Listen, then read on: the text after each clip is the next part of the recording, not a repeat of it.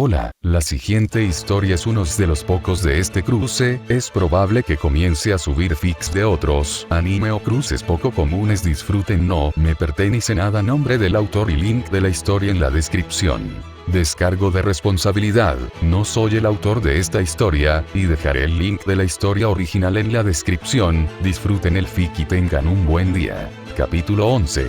Shiro Emiya. Parte 1. Hay llanto de la lluvia sobre el rocío de la mañana, envolviendo el olor acre de la sangre en una tierra pasada sin piedad ni misericordia. Kirigakure, el pueblo escondido en la niebla. Meiterumi siempre lo había llamado hogar, pero a veces no era el lugar más indulgente. Se centró en la especialización y el poder individual sobre la cantidad. Solo los mejores asesinos eran empleados como shinobi. Mei entrecerró los ojos bajo el brillo de una vela parpadeante mientras recordaba el pasado. Estaba dentro de su casa en ruinas y escasamente decorada, rodada de costado y de espaldas a la pared del fondo. Ella apretó los dientes. Amigos. ¿Quién los necesitaba? Mei solo había superado su graduación de la academia al no establecer ningún vínculo con los demás. Había creado un muro mental en su mente, sabiendo plenamente que tendría que masacrar a sus compañeros de clase para poder sobrevivir y convertirse en shinobi. Su fortaleza mental había alcanzado un nivel adulto debido a las circunstancias, pero de manera similar, su cautela, sospecha y desconfianza hacia los demás se habían disparado. Shirou no fue la excepción. Aunque su papá había dicho que estaba bien confiar en otros usuarios de linaje, en la academia no había distinción entre los usuarios de linaje y la gente normal en general. Mei no podía confiar demasiado fácilmente porque la confianza podía significar la muerte. Por muy culpable que se sintiera, había mantenido la boca cerrada sobre sus circunstancias reales, e incluso había mentido para ocultar su vulnerabilidad. Su papá ya estaba muerto, asesinado por alguien en quien aparentemente confiaba. Ella estaba sola. Cualquiera podría matarla y no tener que preocuparse por la venganza o el castigo familiar. Por tanto, tenía que tener cuidado con todo. Agarrado en sus manos y escondido debajo de las sábanas, había un kunai manchado de sangre. El cansancio y el escepticismo impidieron a Mei aceptar plenamente los actos de bondad de los demás, a pesar de lo cálido que le hacía sentir ese sentimiento. A veces Mei se preguntaba si se estaba convirtiendo en un monstruo, pero luego recordaba cómo había sido la vida en la academia y era incapaz de tomar una decisión. ¿Era ella el monstruo o fue culpa de quienes la hicieron así? Ella no lo sabía, solo que si uno quería sobrevivir, era mejor estar solo. Sin embargo, en las últimas semanas esa mentalidad se ha visto cuestionada una y otra vez. Así era ser humano y no un monstruo. Si existe una luz de esperanza y compasión dentro de un oscuro abismo de negación, fue entonces incorrecto extender los dedos hacia adelante para aprovechar la fugaz oportunidad de un mañana mejor. Ella era una asesina, pero su corazón todavía late con fuerza dentro de su pecho, anhelando un solo momento en el que pudiera decir: pertenezco y esto es todo. Su mundo, su estilo ninja. Mei. Mei inmediatamente se animó al escuchar su nombre, el agarre mortal que tenía alrededor de su kunai se aflojó dedo a dedo. Era casi injusto lo despreocupada que sonaba la voz. Una señal clara de la creencia depositada en ella de que no lo apuñalaría simplemente por la espalda. Con rigidez, Mei estiró el cuello para ver a Shirou sonriéndole mientras llevaba un delantal. Sostenía por el asa una olla con arroz y verduras al vapor en una mano y pescado frito en brochetas de madera en la otra. El desayuno está listo, dijo Shirou cálidamente. Y de repente ya nada tenía sentido para ella. Claro, ella había sacado a Shirou de un río y atendido sus heridas, pero ¿cómo podía él mostrar tal nivel de fe en ella que básicamente arrojaba toda precaución al viento? Ella no era una niña, bueno, técnicamente lo era, pero en el mundo shinobi, los niños soldados eran comunes, especialmente aquellos con talento, y Mei tenía talento. Era lo único en lo que estaba segura, porque había salido como la única viva en toda su clase de graduación. Entonces, ¿dónde estaba su cautela? ¿Dónde estaba su duda de que ella poseía motivos ocultos al salvarlo? Más que nada, porque la miró con tanta calidez como si no estuviera viendo a un asesino, sino a Meiterumi. Honestamente, ya nada tenía sentido. Se suponía que Kiri no debía ser así. El kunai se deslizó de las manos de Mei y cayó entre las sábanas antes de que ella le diera la espalda a Shirou. Dame un minuto, dijo entrecortadamente. Ella sollozó en silencio mientras se limpiaba apresuradamente la humedad de los ojos con el dorso de las palmas. Fue culpa de Shirou.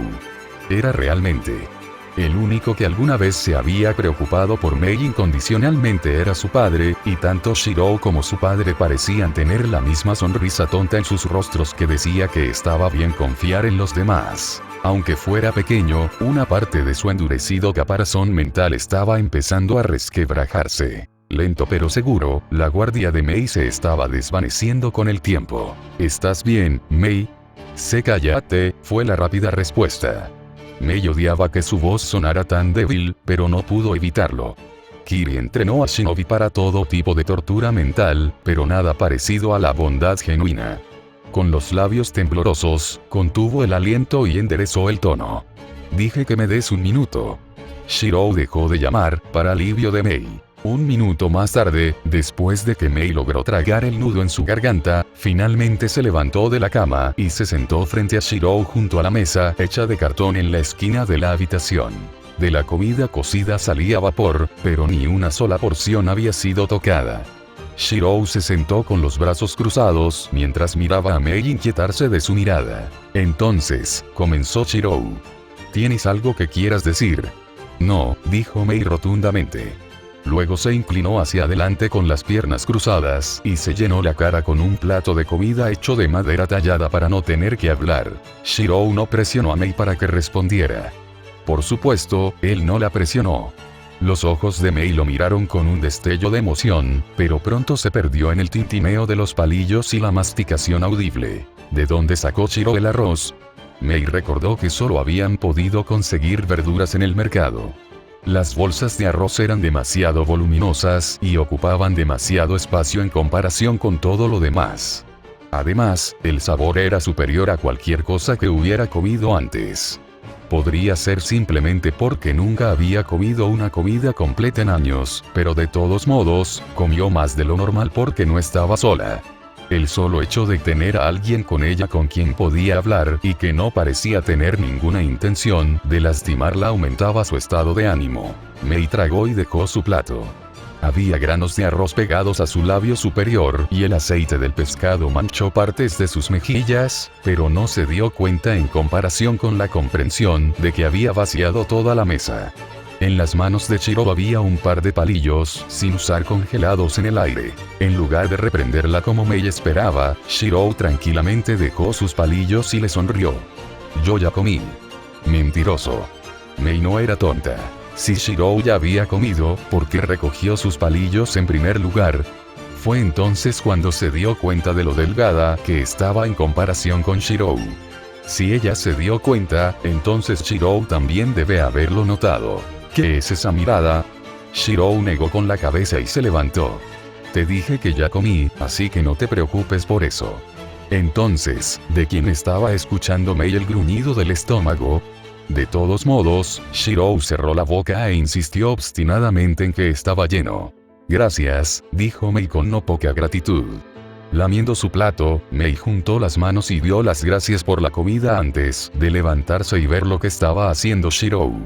Al mismo tiempo, usó el dorso de la mano para limpiar los trozos de arroz y aceite que se adherían a sus labios y mejillas. Shirou se había mudado fuera de la casa y estaba ocupado empacando una bolsa más ancha que la altura de Mei.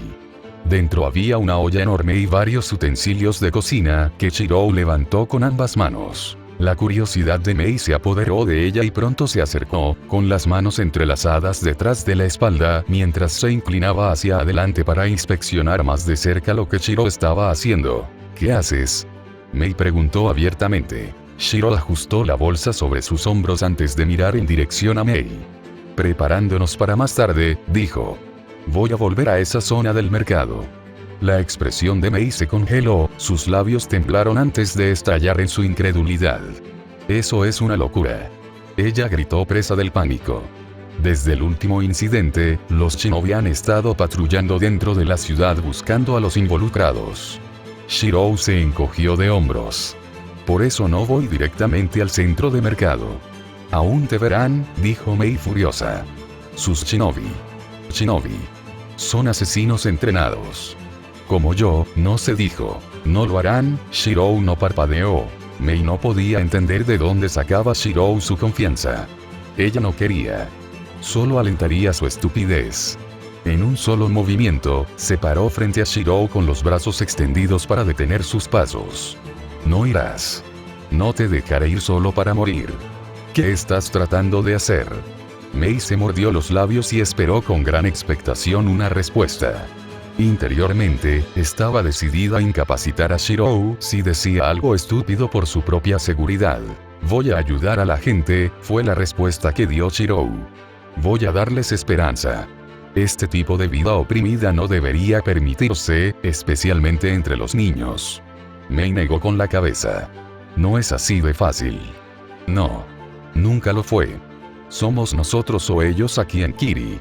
No hay lugar para la compasión o la empatía. ¿Cómo podría Shirou no entender ya este concepto?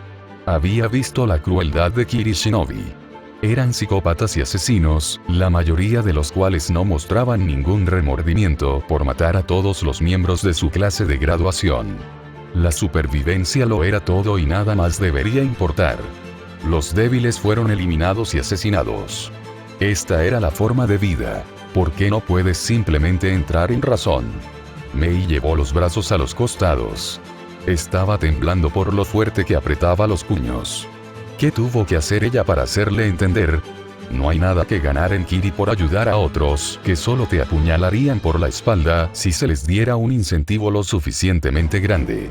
Y aún así sacaste a un extraño herido de un río y lo cuidaste para ayudar. Shirou no estuvo de acuerdo mientras le daba a Mei una mirada solemne. Si uno no puede soportar una carga solo, entonces es cuando pides ayuda, pero aquí en Kiri, es precisamente por falta de bondad que la ayuda no existe. La boca de Mei se secó. Ella no tuvo refutación. Seré esa ayuda incluso si nadie más lo hace. Shirou reajustó la bolsa sobre su espalda y pasó junto a Mei. Mei quería gritar de frustración, pero el único sonido que hizo fue un gemido. No pudo evitarlo, no cuando en realidad estaba de acuerdo con lo que Shirou había dicho. ¿Por qué? La voz fue pronunciada en un volumen apenas superior al de un susurro. Shirou escuchó la pregunta de Mei de todos modos. Hizo una pausa en sus pasos y pareció considerar la mejor manera de responder como si estuviera hablando con un niño con una sabiduría superior a su edad. Porque Kiri necesita cambiar, y no puede hacerlo si nadie tiene el corazón y el coraje para cambiar, explicó Shirou en voz baja. Las acciones significativas comienzan con el acto de una sola persona, pero si esa persona puede inspirar a otros, entonces la acción no carece de sentido. Para Kiri, no. Para el pueblo de Kiri, haré mi parte. Sin decir una palabra más, Shirou continuó su camino. De pie por sí sola, los kunai y shuriken que Mei había preparado sigilosamente para evitar que Shirou cayeran al suelo uno por uno. ¡Qué idiota! Pero si Kiri estuviera llena de esos idiotas, ¿no sería ella una idiota por no serlo? Déjalo ir. Mei entendió ahora que no podía ver a Shirou de la misma manera que veía a la mayoría de los shinobi. Tuvo que dejar de lado sus prejuicios y perspectivas. Era diferente, algo más que un simple shinobi. Un aliado de la justicia. ¿De justicia? Sonaba ridículo, pero ningún shinobi jamás se llamaría así. Sin embargo, si fuera Shirou, Mei se dio cuenta de que podría hacerlo. Sin pensar conscientemente, sus pasos pronto alcanzaron los de Shirou. Los dos caminaron en silencio, mientras los ojos de Mei se movían constantemente de un lado a otro en busca de peligro. No se dio cuenta de que la expresión del rostro de Shirou se suavizó cuando lo siguió. Shinobi o no, los humanos seguían siendo humanos capaces de diferenciar entre el bien y el mal. Muy pronto, los dos llegaron al borde del mercado de la ciudad. Los mendigos y los pobres que se alineaban en la calle miraban en su dirección, y Mei no pudo hacer nada para detener las miradas desde que Shirou había dejado su enorme olla de acero. Ha habido más residentes empobrecidos en Kiri desde que comenzó la guerra. Kiri funcionaba según un sistema de castas. Los individuos de mayor rango eran aquellos cuyo linaje familiar originalmente provenía de Kiri. El elenco medio eran los aliados de Kiri, y el tercer y más grande elenco eran los anexados y derrotados enviados principalmente a las misiones más peligrosas. Los usuarios de Bloodline en la era actual de Kiri fueron considerados extraoficialmente como el tercer elenco por todos. La mayoría de los fondos de la aldea se gastaban en el ejército sin tener en cuenta a los ciudadanos comunes del tercer elenco, que eran excluidos por su debilidad, y a los usuarios de linaje con los que nadie deseaba asociarse porque eran monstruos. Es curioso como si suficientes personas creen en una mentira, algún día esa mentira podría convertirse en verdad. Mei vio varios rostros familiares, algunos que solían pertenecer a prestigiosos clanes de linaje que ahora estaban abandonados a la calle y peleaban por las sobras como perros callejeros. Ella torpemente desvió la mirada. Sus circunstancias fueron las que ella misma pudo haberse visto obligada a soportar. Simplemente tuvo suerte debido a sus circunstancias. Muchos clanes habían intentado luchar contra las prácticas de Kiri. Sin embargo, Kiri Shinobi superaba con creces a cualquier clan. Los miembros del clan Yuki, el clan Oshigaki y el clan Ozuki, considerados no aptos para el despliegue en el campo, eran los más destacados en la calle, ya que todos poseían líneas de sangre que los hacían peligrosos de todos modos. Básicamente eran solo piel y huesos, y la acción de Shirou de preparar una olla grande frente a individuos hambrientos parecía particularmente cruel. De todos modos, la percepción de lo que Shirou estaba haciendo cambió en cuestión de minutos. Kiri estaba envuelto por una densa capa de niebla, y dentro de la niebla había aguas profundas que rodeaban la aldea con vida acuática que se decía que incluso albergaba una bestia con cola. Sin dudarlo un segundo, Shirou formó un clon que saltó a las profundidades del agua mientras sostenía una etiqueta explosiva estándar en sus manos. Mei sospechaba lo que Shirou pretendía hacer, pero una explosión estándar de un sello no era lo suficientemente grande como para tener mucho efecto. Sin embargo, la explosión de la activación de la etiqueta estuvo lejos de ser estándar, para sorpresa de Mei. Una gota de agua se disparó en el aire, haciendo llover numerosos peces en la orilla, que Shirou rápidamente reunió y comenzó a guisar en la olla grande después del proceso de deshuesado. Posteriormente se agregaron verduras, arroz y condimentos para hacer una especie de papilla abundante. Shirou estaba cocinando pensando en el volumen. El olor atrajo la atención de todos en la calle y, para su sorpresa, Shirou comenzó a repartir tazones de gachas humeantes uno por uno a los hambrientos. Mei frunció los labios. Las acciones de Shirou habían causado un alboroto silencioso. Nadie jamás haría tal cosa en Kiri a menos que hubiera un beneficio. Era ridículo, pero cuando habían sido sensatas las acciones de Shirou, una estampida de hambrientos se acercó. No importaba si eran usuarios de linaje o no, todos vinieron. Ni siquiera les importaba si había algún tipo de estratagema. El hambre devora la mente hasta que lo único que queda es el instinto básico de buscar sustento. Otros en la multitud y lo suficientemente maduros como para desconfiar miraron a Shirou con abierta sospecha, pero los niños eran mucho más simples. Confiaron, comieron y, a su vez, Shirou no se quejó de hacer segundas porciones. Las gachas de avena son agradables al estómago, por lo que no debería ser tan malo comerlas en grandes cantidades. Mei observó fascinada cómo los cojos y los indigentes se reunían de repente en una parte remota de Kiri que podría describirse como un barrio pobre para la tercera casta. Sin embargo, a diferencia del resto de Kiri, las sonrisas de los niños después de una abundante comida parecían revitalizar el área con un aire alegre que contrarrestaba la atmósfera generalmente taciturna de Kiri. Incluso los adultos que habían sospechado y dudado no pudieron evitar la forma en que sus labios comenzaron a curvarse hacia arriba. Cuando finalmente se acabó la comida, Shirou simplemente pescó más. No rechazó a nadie y, a su vez, la gente permaneció cerca de él.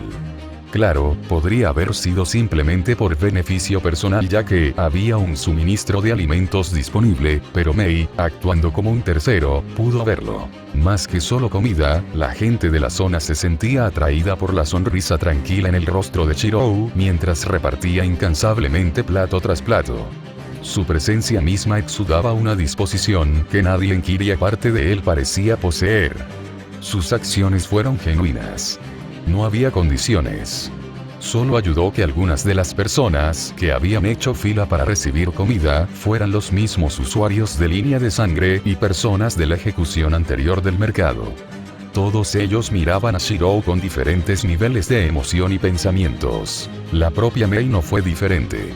Estaba cautivada de una manera que solo podía describirse como asombro infantil. Entonces, ¿la gente también podría sonreír en Kiri?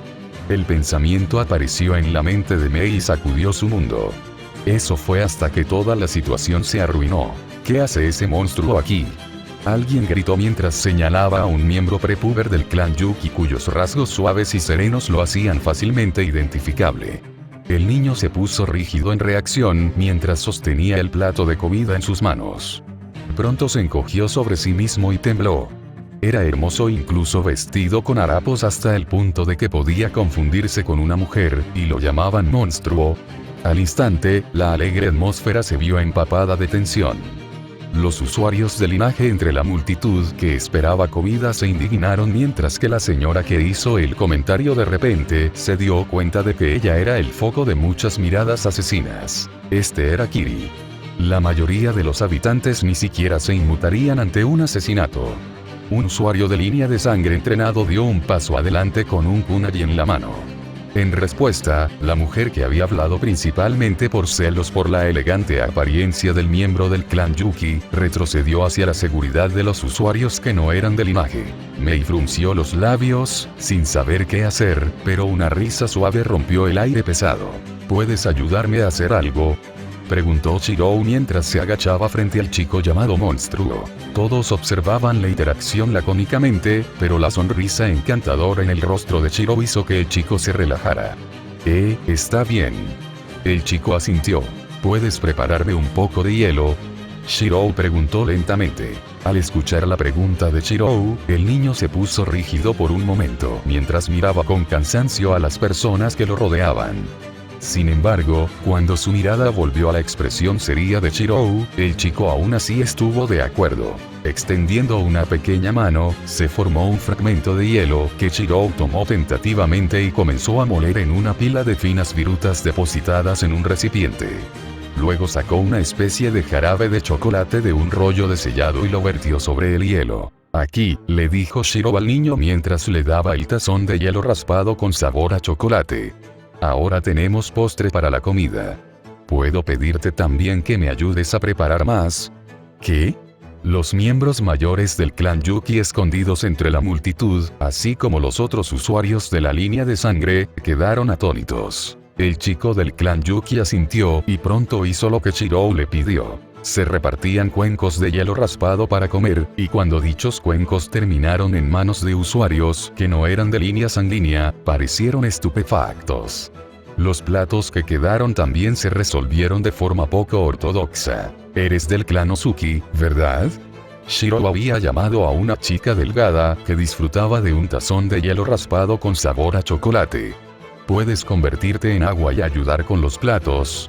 La niña contempló la tarea, pero pronto asintió en agradecimiento por la comida en su estómago. Los usuarios que no eran de línea de sangre no tenían palabras que decir mientras observaban a los usuarios de línea de sangre frente a ellos.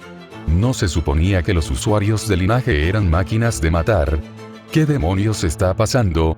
Desde el punto de vista de Mei, vio a Shirou asintiendo con la cabeza mientras la multitud comenzaba a murmurar sobre los usuarios de la línea de sangre desde una mejor perspectiva. Sin que Mei lo supiera, Shirou había logrado la primera parte de un objetivo: alimentación y caridad.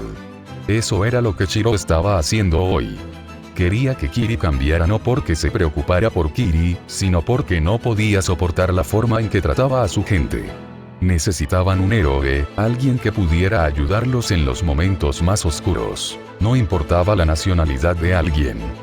No cambió el hecho de que todavía eran personas. Los ciudadanos de Kiri no fueron diferentes.